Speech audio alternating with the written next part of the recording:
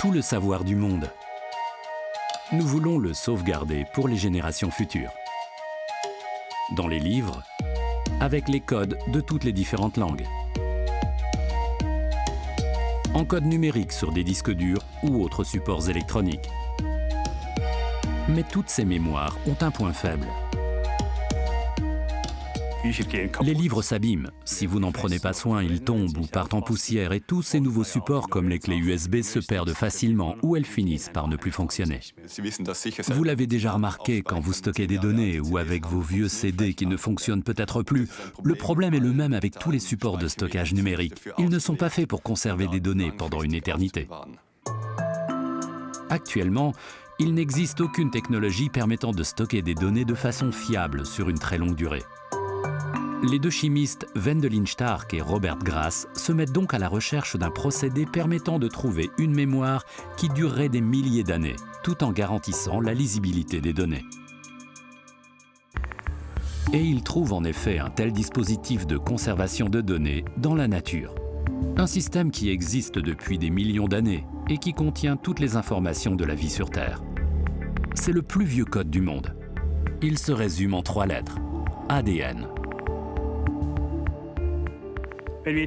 En stockant des informations sous forme numérique, sur ordinateur ou tout autre support de données, nous utilisons le 0 et le 1.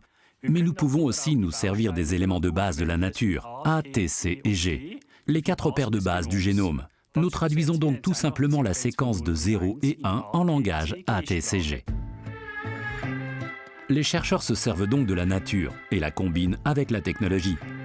Chaque caractère d'un livre, par exemple, peut être traduit en un code numérique, et ce code peut ensuite être traduit lui-même en code ADN. Il en résulte une séquence en lettres ADN. Ce plan peut alors être utilisé pour produire de l'ADN artificiel.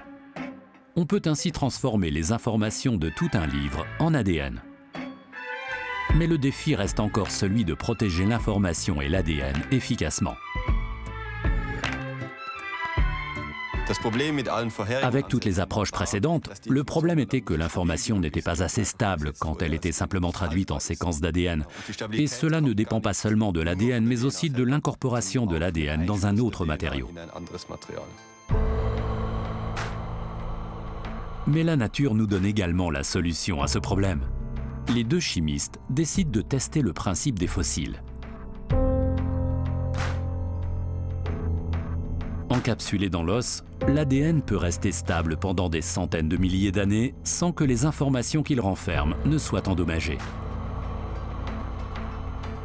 Les deux chimistes devaient donc trouver un matériau qui fixerait aussi bien l'ADN synthétique, tout en conservant sa stabilité.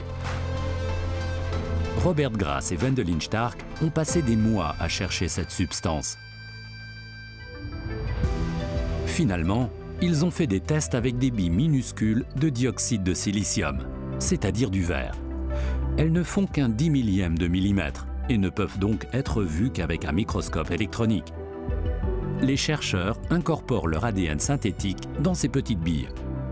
Chacune d'elles peut contenir suffisamment d'ADN pour stocker un livre de 2 pages. Les deux chercheurs font ensuite le test de résistance. Ils exposent les petites billes de verre pendant 2 semaines à une température d'environ 70 degrés Celsius, ce qui correspond à un vieillissement naturel rapide d'environ 2000 ans. L'ADN et les informations restent-ils stables à l'intérieur? Pour le vérifier, les deux chimistes doivent extraire l'ADN intact de sa coquille de verre. Le problème, c'est que nous ne pouvons pas lire l'ADN s'il reste dans les particules de verre. Il faut donc le sortir de sa coquille. Avec le verre, nous avons choisi le matériau le plus stable qui soit. Mais grâce aux ions de fluor qui réagissent avec le verre, nous pouvons briser le verre de manière sécurisée sans détruire l'ADN qui se trouve à l'intérieur. Grâce à l'utilisation de méthodes biotechnologiques, les chercheurs parviennent à extraire des petites billes de verre le trésor que représentent les données. Après 3 ans de recherche intensive, c'est sûr et certain. Les fossiles de verre artificiels conservent les données stockées dans l'ADN sans les endommager. Le code de l'ADN peut de nouveau être lu complètement et retraduit sous la forme de l'information originale. Avec ce procédé, les deux chercheurs ont même conservé un album de musique pour l'éternité.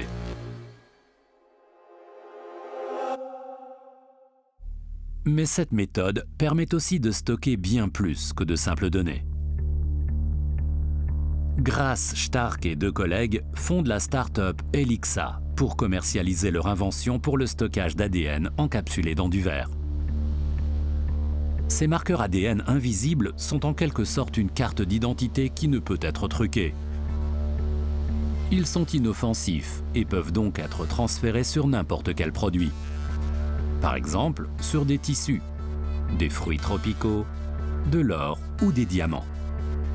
On peut ainsi suivre les produits tout au long de leur chaîne de production, depuis le fournisseur de matières premières jusqu'au consommateur final. Le stockage des données dans l'ADN est un procédé actuellement encore très coûteux et ne peut se faire qu'en laboratoire.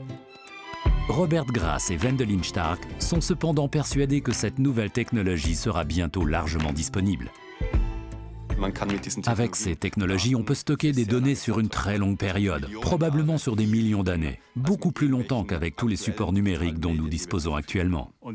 L'ADN est l'élément de base de notre propre information biologique corporelle, ce qui signifie qu'on pourra toujours la lire.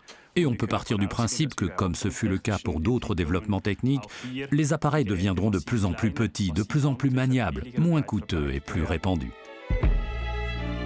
Dans une infime quantité d'ADN, on peut stocker 400 000 téraoctets de données. Toutes les vidéos actuellement disponibles sur YouTube. Une méthode qui va révolutionner notre technologie actuelle.